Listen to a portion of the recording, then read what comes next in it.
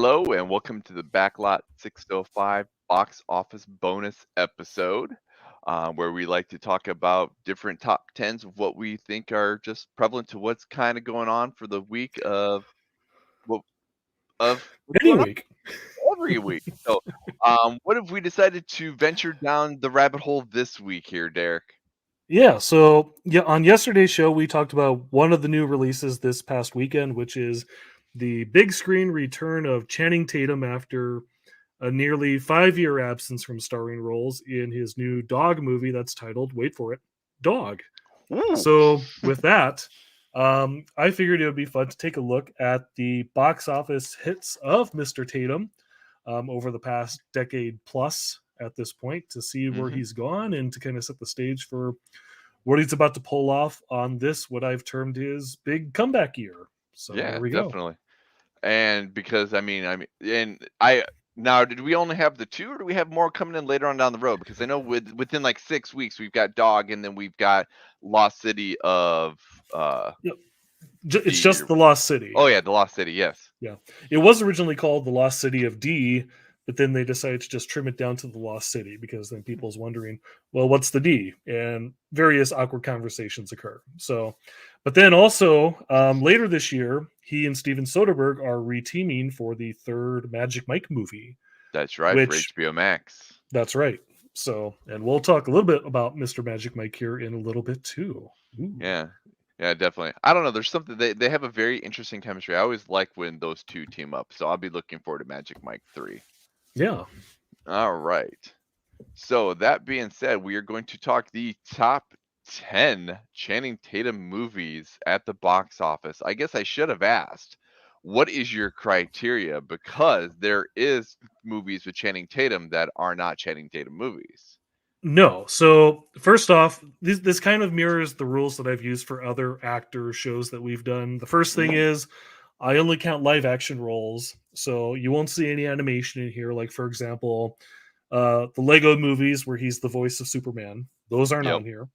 I've also omitted movies that are very much cameo roles or glorified cameos. So, for example, Free you Guy. won't find his significant, just kidding, appearance in last summer's Free Guy, where he shows up for a few minutes and does his thing and then moves on. So you won't find that in here either. So live action movies where he has a significant role is basically what we're looking at. Awesome. All right. Well, coming in at number one, honestly, for me, is no surprise. Either one of these are going to be on this list here. But the number one movie coming in at $191.72 million is 22 Jump Street. Um, the movie where you were granted they spoof it at the end of 22 Jump Street, but to the fact that Oh, they do. you wish that we still would have got 23 Jump Street, and who knows? Maybe Well, someday we'll actually get it. from what I've gathered, they were like really, really, really close on making that threequel that was going to be a combination of 21 Jump Street and Men in Black. Such a Um, bad idea. Perhaps, but I think they might have actually been a little smart about it. Kind of recognizing how ridiculous it is and kind of taking the piss out of it. Who knows? Mhm. But it almost happened, but it didn't. But regards to 22 Jump Street, um, we'll get into this a little bit later on, but obviously the first movie had a lot of goodwill. I think that first movie also kind of really helped reshape Channing Tatum's screen image. A lot Correct. of people thought, oh, yeah, this guy can be really, really funny. And also, it should be mentioned like Sony also had this position as like a big summer blockbuster with like last time they were in high school, this time they're in college. Let's see what happens. Mhm. And I was certainly excited for it as well as the fact that with Lord and Miller, people might forget this, but this is the same year that the Lego movie came out, just a few months before that. So they were really on a roll at the time too, making those two big, very different types of movies, but both very funny and very successful in their own regard. That's one thing I will certainly give to Lord and Miller is that you can typically, like, you can see a movie and know that it's clearly whether it's produced by and or written or directed by and whatnot, but you can usually see like the stamp of Lord and Miller on a movie, even Yep, though like you said, the Lego movie and 22 Jump Street are two totally different kinds of movies. They do their humor in two totally different ways, but you can clearly tell that those are Lord and Miller movies. exactly. So that's why I'm always looking forward to the stuff that they're doing. That's why I enjoyed, when they were, because I think they were only producers on when they did the Mitchells versus the Machines. Um, Pretty much, but they obviously had a like with big all their hand in animated movies like Spider-Verse and stuff like that, they had their hands in that easily, kitchen. So definitely, yeah. So yeah, I know, and it. I feel personally that like because we clearly see that 22 Jump Street did well in 2014, that if they just would not have like tried to do that whole Men in Black thing and whatnot, we probably would have probably gotten a 23 Jump Street, but everybody was all like, we need to try to mash these franchises up, and that just basically, like you said, kind of kicked the piss out of it, and everybody's like, "Oh, we don't care anymore." yeah, Now you're just trying to jump the shark. exactly. All right, coming in at number 2, G.I. Joe: Rise of Cobra, $150.2 million. I will say something about this. So there was a video that I saw of Marlon Wayans, um, doing like, a thing about like different movies he's been in and whatnot. And Hmm. this was one of them. And they showed a picture of him, and it showed a picture of Channing Tatum, when they're in like the gym and whatnot. They're not wearing shirts and whatnot. I was like, Yep. Marlon Wayans was jacked, and he was putting Channing Tatum to shame in terms of how built he was looking. I'm like, for being a GI Joe movie, Channing Tatum was a little rough in 2009. Yeah, I mean, I remember the discourse around Channing Tatum when this movie came out because I know there weren't that many fans of him in this role as Duke in this movie. People think like, ah, he's too much of a pretty boy to come off, as this hardened army type of guy. Hmm. Which obviously because obviously at this point Channing Tatum was probably best known for the movie Step Up, Right. This was which kind of really really broke him through. early. Right. Yes, absolutely. And I know that provides some insult to injury because one of the movies that I did not include on this list was G.I. Joe Retaliation, which is basically Channing Tatum in an extended cameo. He has like one scene playing video games with The Rock, and then he shows up for a battle scene in which he is instantly killed so that The Hmm. Rock can take over the movie. So, because he's barely in that movie, I did not put that on this list, but that largely came about because people were like, we don't want to see Channing Tatum in this movie. The problem, though, is by the time that Retaliation came out, Channing Tatum had kind of rebuilt his screen image with Magic Mike and 21 Jump Street, and people were starting to like him, which kind of threw that for a loop as well. So it's really weird how this franchise went with him and then suddenly without him when maybe they could have used him overall, but Yeah. whatever. Well, I know because you make mention about when Retaliation came on. I remember everybody giving so much crap that they actually did those reshoots to even Yep. give him that cameo, because he literally had like that one scene where he got Yep. blowed up, Yep. and like you said, his extended cameo is all reshoot, because that's Yep. when the studio's all like, "Oh, the fans are pissed." And I know they even put that extra scene with him and The Rock, in a lot of the advertising to kind of bulk up or make it seem like Channing Tatum's presence was a little bit more bulked up. But Hmm. Oh, don't worry, we put him on the poster. He's in the movie. All right, going back to the 21 Jump Street. I mean, what more can we really say other than the fact that these movies are hilarious? 21 Jump Street comes in at number $338.44 million. I will say, for the sake of 21 Jump Street, and we see a little bit in 22 and whatnot, this just goes to show how much fun we get to have with Dave Franco too. oh Like, yes. like I love Dave Franco in this, and this might be my introduction to Dave Franco, I want to say. I knew Dave Franco before this because Dave Franco was on the final season of Scrubs when they kind of Okay. changed it into like a show where they're like have like interns at the hospital, and Dave Franco was one of those interns. It was only like half a season before the show went off the air for good, but that's where I knew him from first. But in terms of like big screen stuff, you're actually probably right. This is his first major film role, most likely, because this is still like a year before Now You See Me, Hmm. another like 2 years before Neighbors. So you're definitely right. Yeah.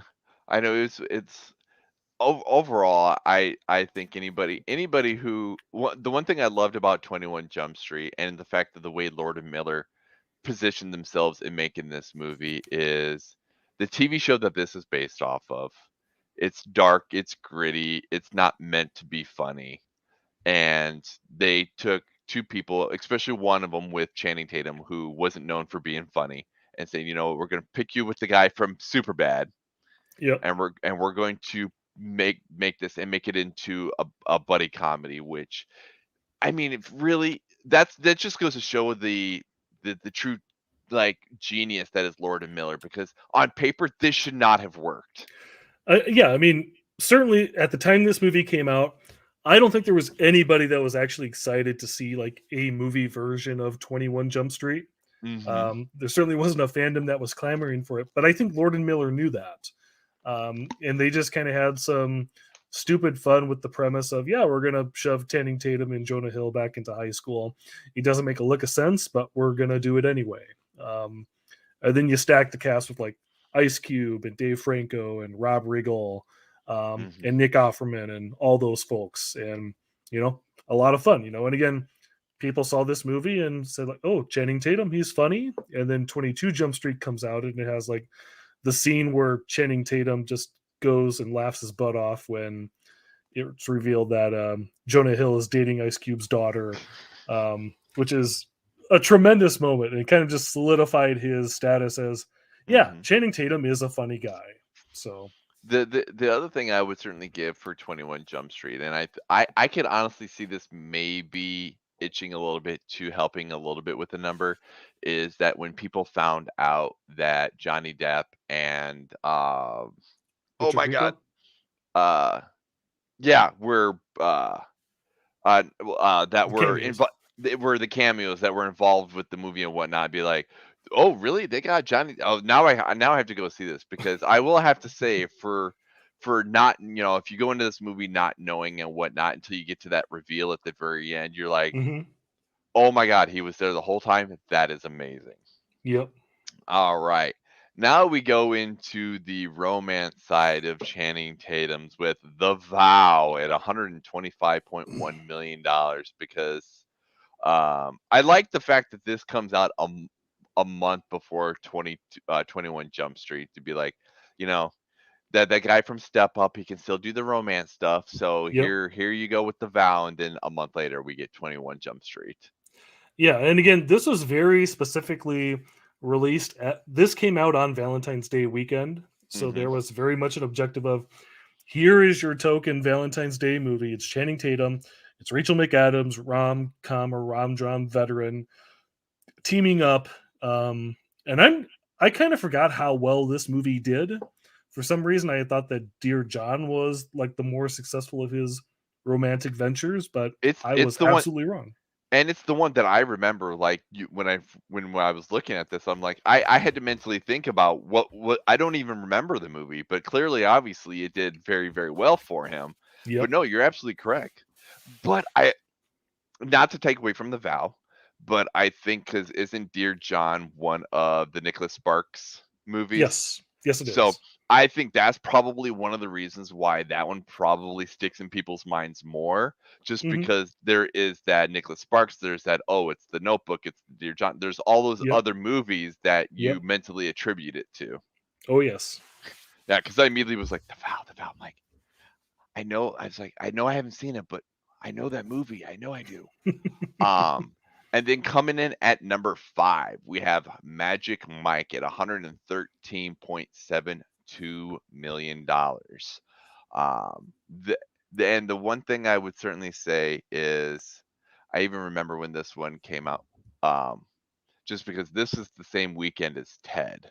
That is right. Uh, because it was, I'm trying to remember, there was a movie that was supposed to come out that same weekend. I'd have, and it got pushed back, and immediately I went on Facebook or something. I was like that, because I want to say it was a rock movie, and something got pushed back, and I was like the fact that that the foul-mouthed bear and the stripper Channing Tatum scared them off and moved their release date.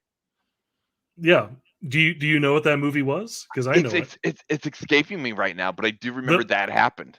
the movie that was supposed to open on this exact same weekend was G.I. Joe Retaliation. Oh, was it?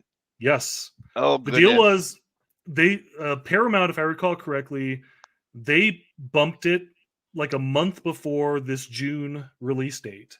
And they said, like, okay, it was supposed to come out this same weekend. So, Channing Tatum was going to appear in 2 movies that weekend. But then Paramount said, we are pushing G.I. Joe Retaliation back 9 months to That's Easter when of the 2013. and then that's with the reshoots. Yes. That's right. Yes. Yep.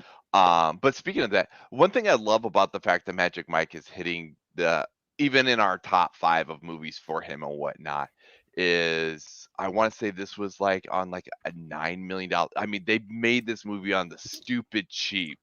Oh yeah, that that And that's all Soderbergh. I yeah, mean, when he's like your director and your director of photography and your editor, he's the jack of all trades. So when he's making a movie, you know, he's handling a lot of the stuff that you don't need extra people for. So yeah. Yeah, and because I remember that when this, I mean, obviously all the women were clamoring for it, and you know what? Honestly, I mean, is a little wonky in a few places of the movie, absolutely, but honestly, it's not a bad. Honestly, I think that to get a sequel and all that stuff, it was perfectly justifiable. And yeah, on a $9 million budget, you bring 113. It don't matter if that movie's bad or not. You still made a lot of money. yeah, I mean, I remember this weekend because I went. This is back when they were still doing midnight openings because this is Hmm. like a month before Aurora, so they hadn't changed it yet.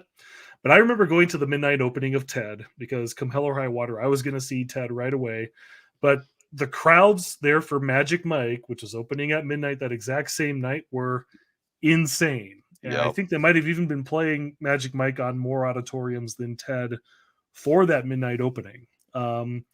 I know there was a little bit of a mixed reaction to this movie overall, and that's kind of why I was always disappointed that Magic Mike XXL didn't do better because it only made about half as much money as this movie.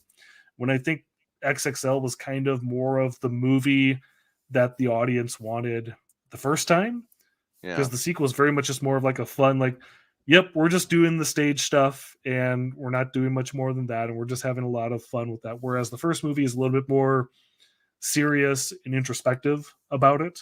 Yeah. Um, and so that's why I'll be kind of curious to see what tone they strive for when they make that third movie for HBO Max. Because, I'm just curious what they'll do at this point. So I have to get around to finally watching XXL. Hmm.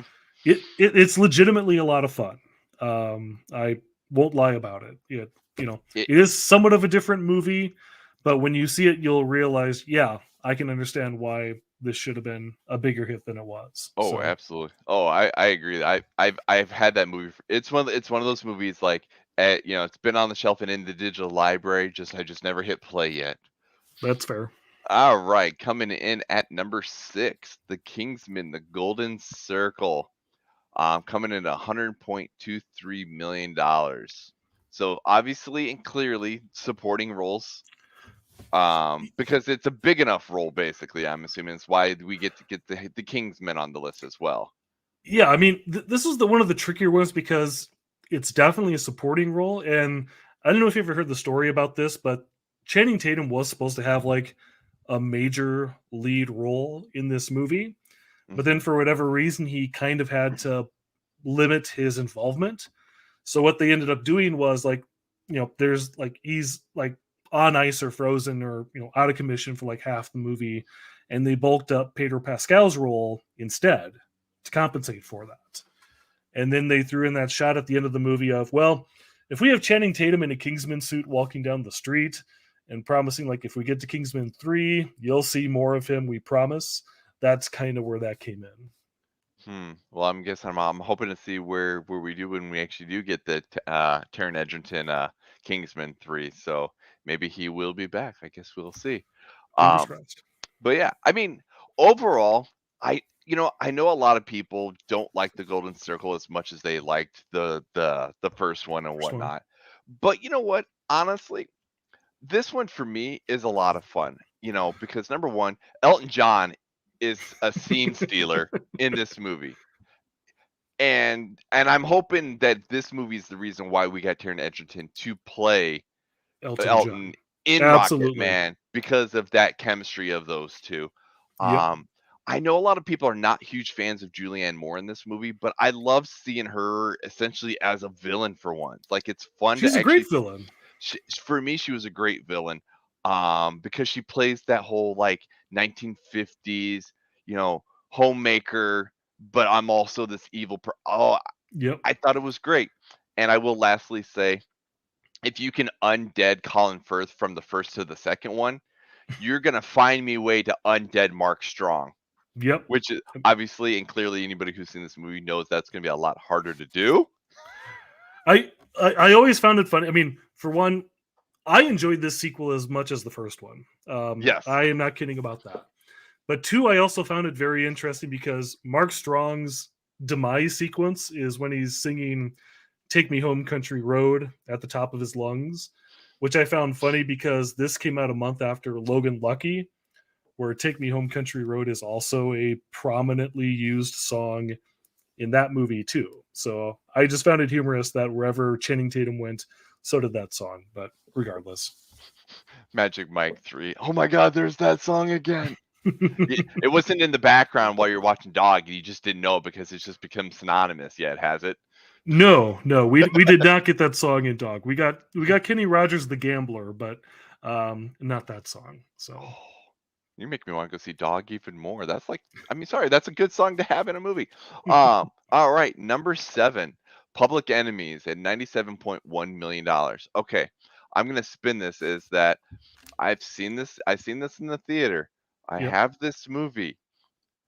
I don't remember Channing in this movie. Yeah, he's part of the Dillinger gang. I believe he is Pretty Boy Floyd, if I'm not mistaken. I Man, I mean, might because have he to go gets back and watch this after all these years. hold on here. I'm pulling it up, but because he is in here. Yeah, he is Pretty Boy Floyd in this movie. I think he gets bumped off during the movie, like maybe halfway or 2/3 of the way through, but he is in there. So I counted it. Hey, that works. Yeah. Like there's other people that I would have, you look at it, you're like, oh, keep going. Oh, he's way down there. Oh my goodness.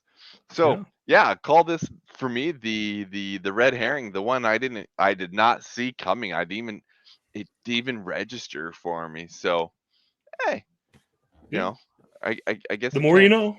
know. The the Saturday morning, did you know? All right. And going back to like what we were talking about with the vow here, we've got Dear John coming in at $80.01 million. And you and I basically said it is, as much as everybody knows this movie, I agree with you. I expect this one to be higher on the list. Like this is the one that I expect to hear from every, when we talk Nicholas Sparks, we talk these kind of movies. This is the one that comes up. So again, I'm kind of shocked that we're this far down the list with this one. Yeah, I think also maybe, and maybe this is just me, but I think, and I'm looking it up to confirm right now, but I think what I also remember this from back in the day was I think this is the first movie to unseat Avatar from the number one spot at the box office. Yes, that is correct. How long was Um, Avatar in the box office for this get unseated by Dear John? this when Dear John opened was Avatar's eighth week. So Wow. I mean, not you almost think Avatar went on for longer, but at least Dear John unseating Avatar is a bit more noble than, as we said before, Lost in Space unseating Titanic from number one at the box office. So That is a very fair argument, and that's from somebody who actually enjoys that Lost in Space movie. yeah. It has its fans. It does. Coming in at number 9, the White House Down, $73.1 million. This was one of those ones, like you kind of mentioned with like the movies that try to make Channing Tatum the action vehicle and whatnot. Because to me, this was like, okay, we've got White House Down, we've got Olympus Olympus Has Fallen. Has Fallen. Again, we were running into that whole like, well, if this studio is going to make this movie, we need to make our version of this movie, um, and let's try to make Channing Tatum the action star, but we're going to be a little funnier with it. But I don't think this played as well as I guess I was hoping for by the time we get funny Channing Tatum.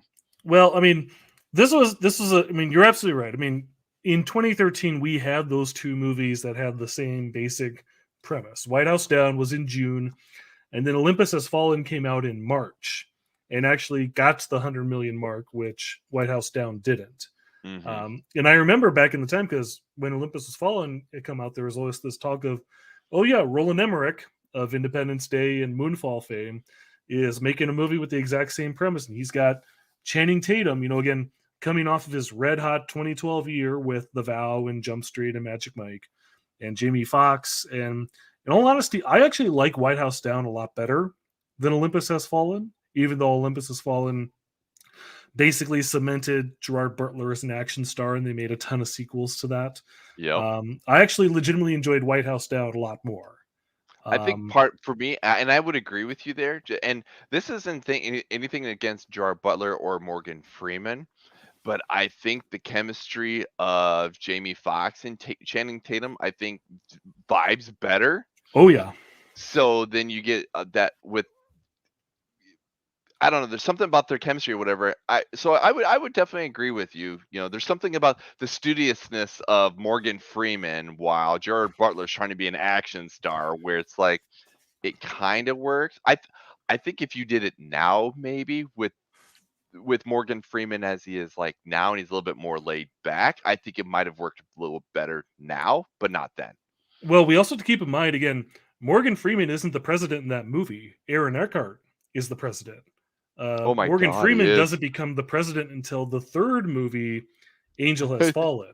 I totally forgot about Aaron Eckhart. Yes. Clear that tells me that's why I remember who was the president in White House Down and not that one. Look, if you hear there's a movie about the White House being taken hostage and you hear Morgan Freeman's in it, you just automatically think Morgan Freeman is the president because Deep Impact got us to that point. I totally don't blame you. Yeah, right? I mean, come on. The man played God up at one point here. I mean, absolutely. All right. And then lastly, at number 10, we've got Coach Carter at $67.26 million. And this is not the first time we've talked about Coach Carter either, isn't it? No, we talked about this on the MTV episode. So this comes again. This was one that I was kind of waffling of, like, obviously this is a pre-step up, pre-mega stardom Channing Tatum, definitely a smaller role, but it is kind of an interesting signpost in his career because he's actually trying to legitimately play a high schooler 7 years before 21 Jump Street. So I figured, why not? I'll just include it on here just to fill things out. So yeah, there you go. Yeah, and this is one of those ones where at one point I even owned the DVD and I still had never watched it, and I sold it, and I still to this day I still need to sit down and watch it because I hear it's actually a pretty decent movie. It's all right. Do we have any, just out of curiosity, if you happen to have any quick or whatever, do we have any good honorable mentions that you kind of expected that would have made the list but didn't? Yeah, I mean, Magic Mike XXL just missed the list, if I'm not mistaken. I'm actually kind of pulling up that list right now just because of that. Wasn't around like 58, 55? It did. I think it was like 65, 66. Oh, okay. Hold on here. We're going to pull it up here quick. Come on, scroll down. Acting credits. Okay. So ones that I skipped because the technicalities, I mentioned all the Lego movies. Channing Tatum has a credit as, and this is the description literally, boy in church scene in the 2005 War of the Worlds, which would have crushed every other movie on this list, but because it's blinking, you'll miss it. Yep. I did not count it. So number 11 was Magic Mike XXL. Number 12 was Step Up. Number 13, I don't know if I would count this or not, but The Hateful Eight, which I think he gets the and Channing Tatum credit in the cast, but he's Oh, definitely not sure. a dominant presence in the movie. Other movies, Jupiter Ascending made like 48 mil, which again, a bomb considering how much it cost, but they tried to make it work. Yep. So, and then She's the Man came in below that. Him and Amanda Bynes back in the day. And then much more smaller stuff like Logan Lucky and Fighting and The Eagle and Haywire. Yeah, that's pretty much it. I will certainly say, and you mentioned it when we were talking about Mark Strong and whatnot. Logan Lucky did not get the love that movie deserved. That movie should, No. personally myself, that movie should be on this list, even if it was at number 10. Because even myself, I didn't even see that movie until I had like a $5 credit sent to me weirdly from Amazon, and I picked it up for like $3 digitally on Amazon or something like that. Like I bought it on the super cheap. I regret not seeing that movie in the theater because oh my god, that movie is amazing and does not get the love it deserves. No, that movie unfortunately got dumped at like mid-August, end of the summer. People are busy getting ready to go back to school and getting their vacations in before the summer ends. And I Hmm. think they just dumped it at the wrong time. And I would actually admit, like, the bombing of that movie is kind of what ultimately sent Soderbergh to HBO Max, because again, he only makes his movies for that streaming service now. Okay. Because I think because he had like Logan Lucky bomb, and then he also did that movie Unsane with Claire Foy in an insane asylum, which also bombed. And those two bombing back to back basically said to Soderbergh, like, theatrical move, his stuff just can't cut it theatrically, so he's just gonna make movies on the cheap for HBO Max, and that's just where he's gonna live now. So, but yeah, you're absolutely right. I mean, if Logan Lucky had found its audience, which it absolutely deserved to do, because it is a Hmm. very fun Ocean's like heist type movie, it should have been a big hit, but it just came out at the wrong time, and we've kind of suffered because of it. So, I would agree. I would agree. Logan Lucky is the reason why I was looking forward to Knives Out. oh yes, Because of Daniel Craig. Because if yep. anybody enjoys Daniel Craig in Knives Out, needs to go see Logan Lucky. Just because if you think that accent in Knives Out is amazing, you got to listen to Daniel Craig in Logan Lucky. Absolutely. I need that. That would be a pairing I would love to see happen again. Is Daniel Craig and Soderbergh again? Because that was a great like. Give me more of that. I'm sure it'll happen at some point. There's Yeah. no way it won't. All right. Well, that has been our bonus episode for this week, the top 10 Channing Tatum movies. Be sure to check us out every week as we decide to throw out more random top 10 lists every week. Do you have any hints as to what we're going to do next week here, Derek? I do. So every month we try to do a show that ties into your guys' main topic. So the Mhm. time has come to actually look at Viola Davis at the box office. All right. So far in your research, whatever, you have any like surprises that you didn't see coming and ones that you're not seeing on the list yet or anything like that? I mean, you can probably take a guess as to what ended up being number one. It's not a movie that you guys have discussed officially on the show, but when you recognize it, it'll make perfect sense. So I have a couple of ideas. I'm sure All you right. do. All right. Well, that has been our box office bonus. Check us out this week, like I said, and every week, and we will check out here next week. Bye. See ya.